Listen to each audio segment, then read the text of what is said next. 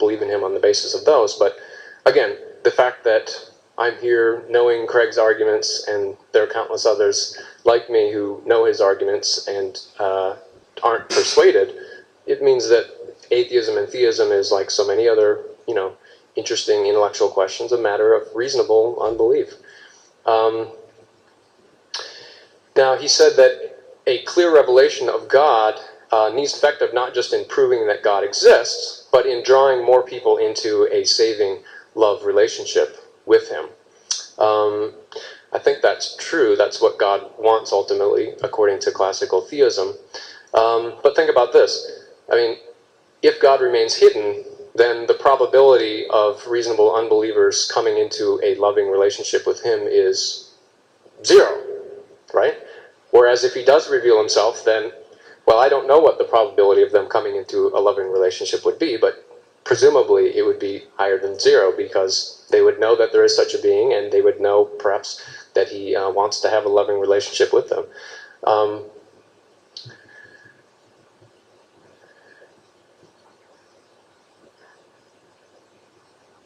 Now, as to the view that the argument from science, he rebutted that by saying that science actually presupposes the truth of theism. For example, the whole idea that the world is knowable at all, that has laws that we can understand, is something we would expect on theism and not atheism. That may or may not be true. I think scholars are divided on that. As a historical matter of fact, it may be that Christian and Muslim societies were more apt to kind of come into the scientific mode of thinking, but that wouldn't show that in order to do science, theism must be true. And of course, I didn't argue that science, I wasn't arguing that science doesn't presuppose theism, the truth of theism. All I was saying is that scientists have found no need to invoke God's actions in explaining nature. And I think that's all I needed to show. Craig also pointed out, he said God does act in nature, for example, in miracles. Well,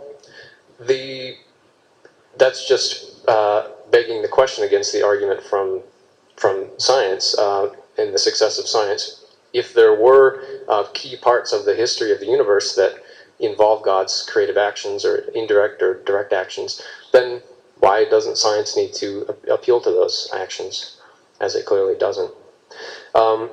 As for the argument from the mind-brain connection, he attacked what's called reductive materialism, the idea that our minds are nothing but our brains. But of course, my argument doesn't require reductive materialism to work. It only needs the falsity of dualism, the idea that minds and brains are entirely independent. So I don't need to claim that the mind is nothing but the brain, but only that it couldn't exist independently of it. The mental could be distinct from the physical while being causally dependent on it. The alternative suggestion that the intricate correlations between mental states and brain states can be explained by the interaction of a brain and an independent mental substance, that runs up against the view that I've already discussed, which is how do you explain the causal interaction between a totally spiritual substance and a physical substance? I think that in light of the mind-body problem and the evidence about the brain and how it sensitively determines the mind, I think anyone who still believes in substance dualism ought to have somebody else's head examined. As for physical survival, he says, well, God doesn't really need dualism to resurrect people and bring them into heaven. That's true. It doesn't logically, there's no logical connection there. Maybe God reanimates your body at the appropriate time after your death, or you can swap your original body with a new body that will go on to the afterlife. Well, here theism is starting to sound less like the Passion and more like the dawn of the dead. But more importantly, if all these resurrected people had actual physical bodies, well, where are they? Several years ago, the Pope told us that hell is a state of mind, not a place. But if hell's inhabitants have bodies, they must be someplace. I think the only thing more bizarrely incredible than spiritual survival is the idea of physical survival in the afterlife. In regards to evolution, again, he said it's presuming to know the mind of God, that maybe God has a different notion of perfection that we do. I think if we look at biological structures, we look at their history and their present functioning, we can determine what criteria must have guided the process of their design. Eyes are for seeing, and since they're complex systems that could not arise by chance, we know that the process that created eyes, whatever it is, must have been guided by that criterion. If I told you that an intelligent designer was behind that process, you couldn't reasonably deny that the designer followed that same criterion. Yet by a more rational placement of the optic nerve, say, eyes could have performed their function better, or the tubes for breathing. So if God made eyes, I'd say they are inferior by the standards that must have governed his design. That's just the reasonable conclusion on the basis of the evidence and what criteria must have guided the production of eyes, which are clearly foreseen. I agree that the evolution of human beings is immensely improbable. But of course, improbable events happen all the time. I live in New York City, and believe me, in a city of 9 million people, things with 1,000,000 to 1 odds happen 9 times a day.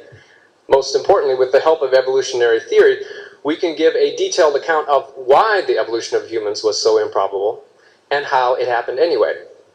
In any case, the rest of my rejoinders will have to wait till the final section. Thank you.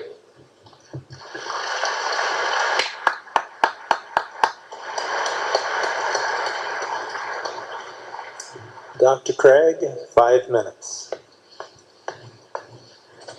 Well, I hope you've enjoyed this debate as much as I have. In my final statement, I want to try to draw together some of the threads of the debate and see if we can come to some conclusions. First, have we seen compelling reasons to think that God does not exist? I think we saw some significant shifts of ground in Dr. Dacey's last speech. For example, with respect to the hiddenness of God, Dr. Dacey responded to my point that there's no reason to expect more evidence of God's existence than what we've got by saying, well, I doubt the arguments, I doubt the reasons. Well, but that doesn't address the point that if God existed, should we expect to have more evidence than the fine-tuning of the universe, the origin of the universe out of nothing, the resurrection of Jesus, and so forth? I don't think he's been able to show at all that we should expect more evidence than that. Moreover, I argued that just having more evidence of God's existence wouldn't guarantee people come into a loving relationship with God, which is God's end. And he said, but there's a 0% chance they would come to that relationship if they don't have enough evidence. But remember, my point was that God knows in his omniscience what would be the most effective in drawing people to himself. And so Dr. Dacey would have to show that it is probable that if God were to offer a clearer revelation of himself, that more people would come to know him and his love personally. And that's just sheer speculation. And remember, I said the Holy Spirit also is operative to draw people to himself. It's not just a matter of external evidence. What about the point about theism guaranteeing the success of science? Here again we saw a shift on this. The point of his argument originally was that if God exists, then we shouldn't somehow expect natural science to work like it does. But my argument is that it's precisely if God exists that we should expect natural science to work. As for interventions of God, I suggest that he has intervened in certain ways. For example, in the resurrection of Jesus. He says, why doesn't science take cognizance of this? Because science operates on a methodological naturalism. It only operates by looking for natural causes. So of course science doesn't look for things like explanations of the resurrection of Jesus that would be supernatural in nature. What about the mind-body problem? Here he said, well, you could have mental properties that are distinct from but dependent upon the brain. But notice, if that is not dualism, then that's some kind of epiphenomenalism, which I argued is incompatible with our knowledge of ourselves as self-identical over time, having states of intentionality, and freedom of the will. On that view, the self is a mere excrescence of the brain and has no causal power or properties whatsoever, and that's an utterly implausible view of ourselves. So I don't think that he's been able to carry the day against dualism and interactionism in that respect. What about the argument concerning evolution? Now notice the shift of ground here. Here he started now in his last speech to argue that the imperfections show that things aren't directly designed by God. But the argument was supposed to be, remember, that the reason God couldn't use evolution to create things was that would be inefficient. And I pointed out that that's only important for someone with limited time and resources, which God isn't bound by. Moreover, I argued that it's not at all clear that the evidence supports evolution. And here he says, well, the improbable happens. Now, in saying that, he abandons science. He's now saying, although the evidence makes it very, very improbable that we are products of natural selection and biological evolution, nevertheless he believes it anyway by faith. So I think that if it is as improbable as I've suggested it is, it provides actually evidence that it didn't occur, that namely it's the result of a superintending intelligence. Finally, he dropped his argument about the problem of evil because I don't think we can show that it's improbable that God has good reasons for permitting the suffering in the world that he has. Now, what about my arguments for God's existence? First, the argument from existence. He says, how does positing a personal being alleviate the mystery? Well, very simply, it has to be a necessary being. The argument leads necessarily to an eternal, uncaused, necessary being that explains the existence of the universe, and it also happens to be personal. The origin of the universe, I don't think he's responded to anything I've said more recently on that. Same with the fine-tuning of the universe, I answered his objections to that. The moral argument, according to my notes, I've answered his objections to that. As for the resurrection of Jesus, I want to conclude just with what N.T. Wright has recently written on this subject. He's calculated, after an 800-page study of this, that the empty tomb and appearances of Jesus have a probability historically so high as to be, and I quote, virtually certain, like the death of Augustus in AD 14 or the fall of Jerusalem in AD 70. And I know of no good naturalistic explanation for these facts. Therefore, in conclusion, I simply want to say I don't have any good grounds for thinking that my experience of God is delusional. I think I've got good reasons to believe that God exists. He's a living reality in my life. There aren't comparably good arguments for atheism, and therefore I am enthusiastically and happily a Christian theist.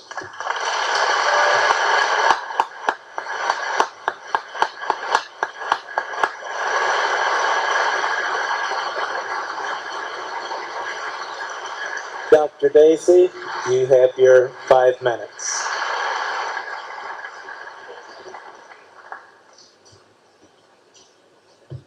Thank you.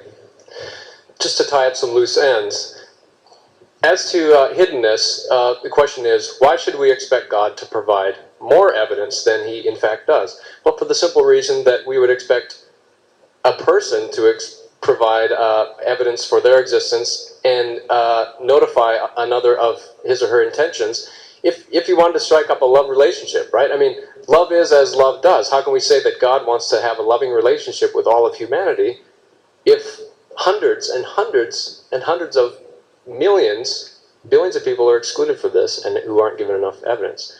That's just not what we would expect God to do. As for mind-body dualism and materialism, Craig says that epiphenomenalism is unworkable. Well, that's a matter for the philosophy of mind, and many people who work on this problem just disagree. Can we have a coherent conception of ourselves, thinking that we are our physical brains? Sure. Evolution. Now, have I shifted ground in saying that I'll accept evolution on faith because it's so highly improbable? No, the point was that if you look at something in light of your total evidence and it's improbable, but you can explain why it results anyway, then it's reasonable to accept it. After all, somebody's got to win the lottery, and we don't have to accept on faith that someone does, and you don't have to abandon your reason to explain why. It's got to be somebody, although it doesn't have to be one person over another. As for the argument from suffering, could eternal communion in heaven with God make up for a child's short life of misery on earth, as was suggested? Well, the victims might be glad to go to heaven, but that alone wouldn't show that God was morally justified in permitting their misery. I mean, if I steal your car and total it, and then I give you $100,000, you might be happier with the money, but that wouldn't show that it was morally okay to rob you. Anyway, God could allow these children into heaven without allowing them to die in agony. Now, we have a kind of dispute of dueling experts as to the fine-tuning and the first cause and the Big Bang. It's like in World War II, in the race to create the bomb, there were German physicists working on both sides, and the question was whose Germans were going to be better. I guess in this case we have a question of whose physicists are better. I don't know if we can resolve that right now.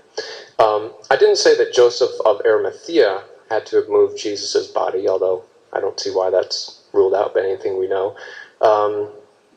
As far as I know, some of the disciples could have, robbers could have. Well, could Jews have gone and pointed to the body to disprove the rise of this new sect based on Christ? Well, if it's in a common grave, there could easily be confusion about who's who, and of course, bodies do rot. Do all experts agree that the disciples had visual experiences of Jesus? Well, that would mean that everyone who studies the New Testament is a Christian. I'm sorry, that's just not the case. In my view, the most reasonable position that you've heard this evening, is that there is no God. Well, maybe slightly less reasonable than that, but not as reasonable as the view that there's a Christian theistic God, would maybe be that there's the God of Genesis chapter 6. You remember, that's a deity who's basically abandoned us, who neither seeks nor deserves our love. Remember, God of Genesis chapter 6 repents having ever made a people who he says are evil in every inclination, and he says that he's going to blot them out of the face of the earth. Well, the God of Genesis chapter 6 makes a lot more sense of the silence of God in the face of suffering, and the hiddenness of God, and much of the other arguments for atheism I pointed out. So if you're intent on believing that someone is up there, I'm afraid that you can do no better than him. But note, in conclusion, I think some of the intellectual and moral costs of clinging to theism in the face of the evidence in the way that Craig has. First, there's a non-physical person who transcends space and time, but who can cause events in space and time, and who explains the existence of everything there is. Billions of ordinary people are basically not being reached by God, and God has no intention of reaching them, because he knows that they would not be persuaded to enter into a relationship with him. If you believe in hell, as many people do, then all these billions of people are damned in advance. And finally, that God's plan for creation includes September 11th, Chernobyl, Stalin's and Mao's purges, genocide in Armenia, and so on. That's just not the kind of God that I think we can reasonably believe in. Thank you very much for your attention.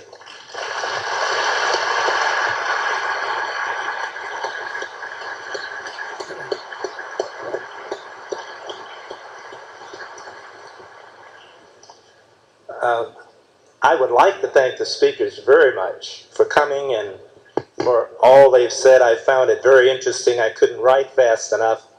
In addition, I really would like you to express your appreciation. I'll express my appreciation. They only ran seconds over in all 5 of those opportunities.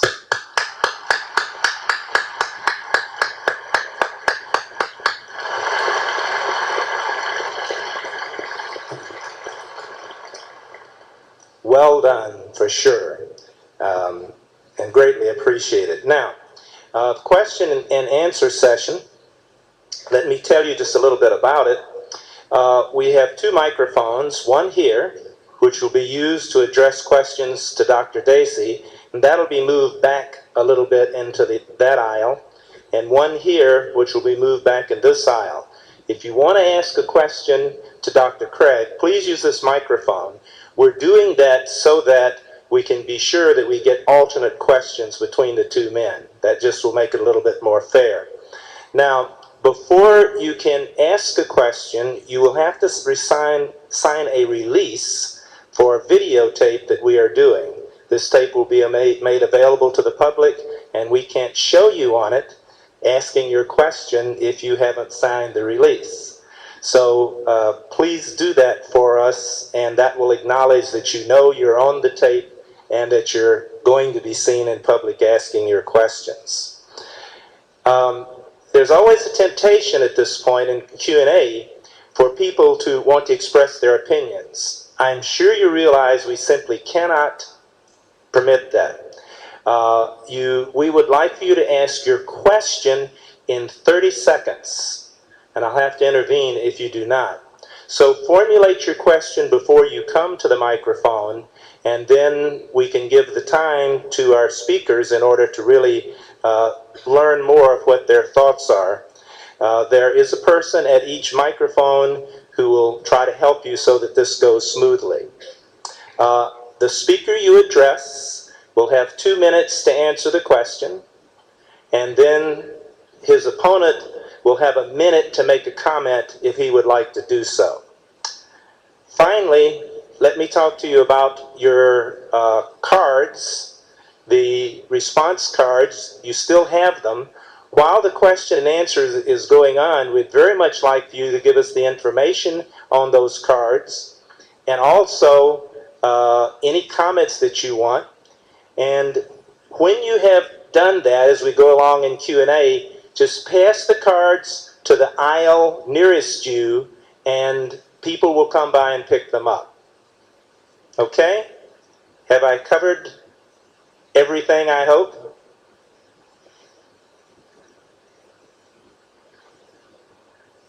How are we fixed? Do we have a questioner ready? I'd like to ask Dr. Dacey, but I don't see him up there. Well, if you want to talk to Dr. Dacey. Oh. Well, this is Dr. Craig. Sorry, Dr. Craig. I don't see him either. Then just have a moment, and we will have a question over here for Dr. Dacey. I'm here.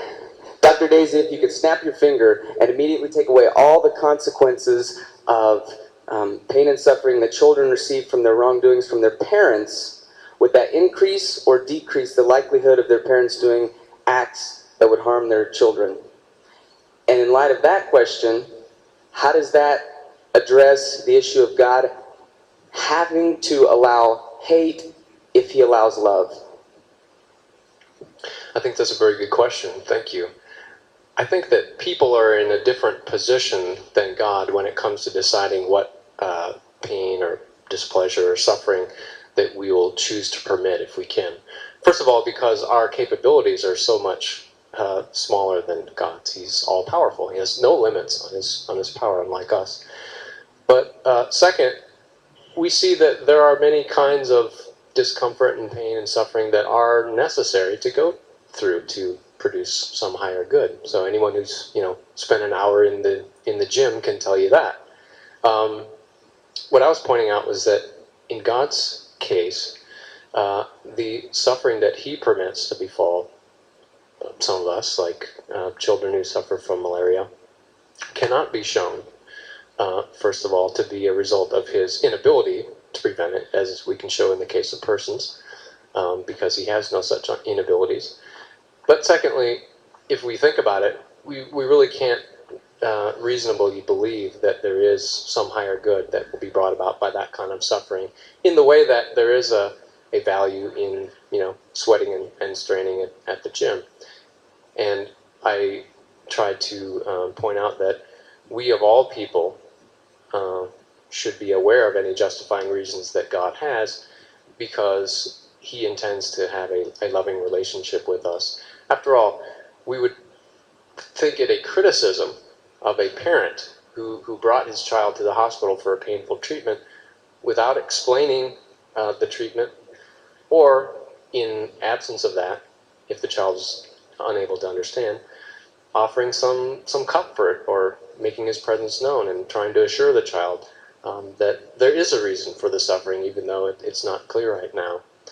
If we hold people to that standard, then surely we would hold a perfect being to the same.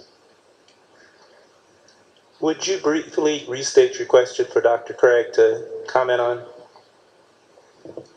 I was taking a bathroom break. A quick analogy.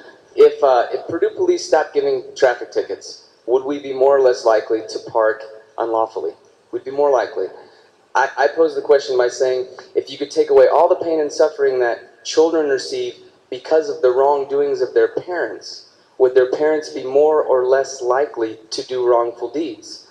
Obviously, the parents would be more likely to. And that leads into my question of, God does not take away suffering because he would have to take away the opportunity to do wrong. And if he took away the opportunity to do wrong, he would have to take away the opportunity to do right. Love, hate, so free will has to exist. and that answers the question of innocence that you posed in your fifth plank. Yeah, it's certainly true that free will is sort of the joker in the deck here, because it may well be the case that only in a world which contained pointless suffering that the maximum number of people would come to freely know God and his salvation. And so it may well be the case that natural evils and moral evils are, in a sense, part of God's broader providential purpose to bring around the salvation of multitudes of individuals. And to say that it's improbable that God has done that means that the atheist has to be in a position to judge that there's another world, feasible world, that God could have created, having less suffering than this one, but with an equal amount of the knowledge of God's salvation and eternal life. And that's just pure speculation. There's no basis for making that kind of probability judgment. A question for Dr. Craig?